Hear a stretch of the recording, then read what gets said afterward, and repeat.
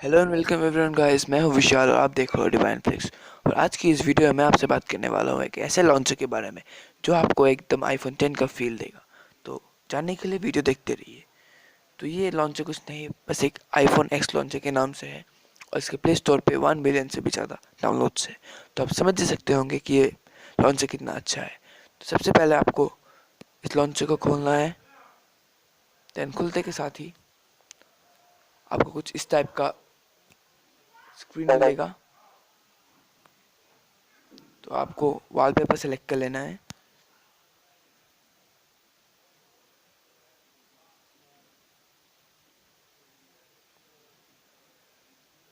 And wallpaper set होने के बाद आपके डायरेक्ट लॉन्चर में फिर आपको यहाँ से आईफोन सेटिंग्स में जाना है और इसे अपने हिसाब से कस्टमाइज़ कर लेना है।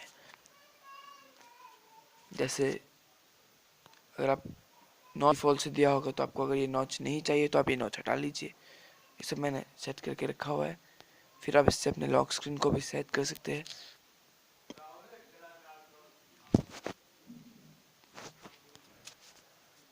और बहुत ही कुछ कर सकते हैं। तो अभी मैं आपको इसका रिव्यू दे देता हूँ।